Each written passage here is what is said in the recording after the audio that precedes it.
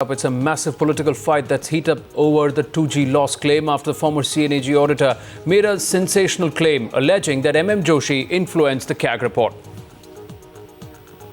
Now, with the Congress and the left demanding PSC chairman's explanation, but Joshi has rubbished these claims and he said that it's an attempt to malign the CAG. देखिए, ये वो अधिकारी हैं कि जिन्होंने 2G spectrum के मामले में CAG की रिपोर्ट का खुलासा PSC के समक्ष स्वयं किया था।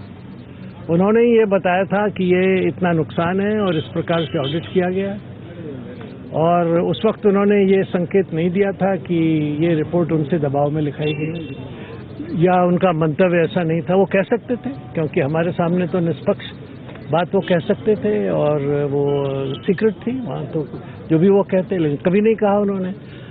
रिटायरमेंट के बाद उन्होंने एक बयान दिया था, उस पर उनसे जब जवाब तलब किया गया तो उन्होंने एक चिट्ठी भेज दी कि मैंने तो कोई बयान नहीं दिया है और मैंने किसी अखबार वाले से बयान नहीं दिया है। अखबार में छपा था, टेलीविजन में आया था, लेकिन उन्होंने कहा मैंने तो कुछ कहा नहीं। जेपीसी में उनको बुलाया गया था, जेपीसी में भी उनसे बहुत सारी बातें पूछी गई, वहाँ भी कुछ साबित नहीं कर पाए वो। और ये कहना कि रिपोर्ट किसी के दबाव में लिखी गई है, ये तो नामुमकिन है। वो तो खुद रिपोर्ट लिखने वाले थे। अगर वो कह रहे हैं कि उनको CAG ने कुछ कहा था तो कह सकते हैं, डॉक्यूमेंट्स दिखा सकते हैं कि क्या है। अभी तक तो कुछ उन्होंने दिखाया नहीं है।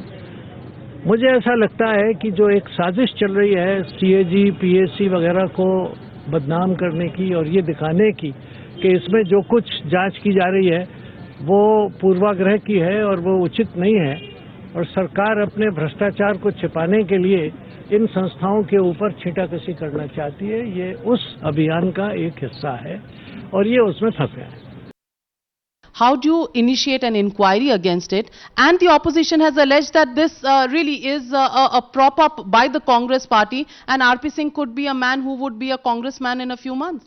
Well, Congress has not been in the habit of inducting CAG members into their party. It is the BJP who had given a ticket and brought in a CAG into the Rajya Sabha. That's not the Congress politics, and there's no question of this. But the fact is, I'm not saying we should have an inquiry against the CAG. I'm saying we should have an inquiry on the charges made by Mr. RP Singh. If one believes Mr. RP Singh, then it is a serious allegation against Dr. Murli Manohar Joshi. So my point is, Dr. Murli Manohar Joshi should come forward explaining his position. RP Singh ji का जो बयान आया है वो अर्थहीन बयान है क्योंकि दो तथ्य तो बिल्कुल स्थापित हो गए। Goes to the heart of the matter that how did a loss which was quantified at 2,645 crores jump to 1,76,000 crores within a span of 5 months? I think it is not targeting, but it is a legitimate answer which the CNAG, or it's a legitimate question to ask the CNAG, and it's an answer which he needs to give. A massive controversy has broken out over the comments made by RP Singh, the former principal auditor of the CAG, saying that the report that was finalized on the CAG losses was not really his and he was merely asked to sign it.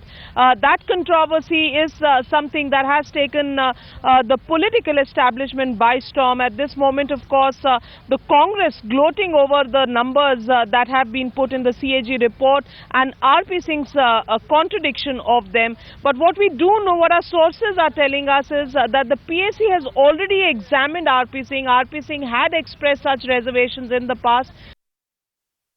So government always has questioned the CAG report on 2G that the numbers are hypothetical. Now the RP Singh, the former DG, he has said that... No, because I saw the newspaper report on that. Unless until I go through the whole thing, I will not be able to say anything on that. But one thing I would like to make it clear, that in the Public Accounts Committee, the chairman of the Public Accounts Committee, who was dealing with the subject, and at the time when the committee, majority of the members rejected the report by voice vote, he went and submitted the report to the Honorable Speaker, for adopting it, and which is not in good taste, because any chairman of a parliamentary committee has to function in an unbiased manner without any political consideration or partisan consideration.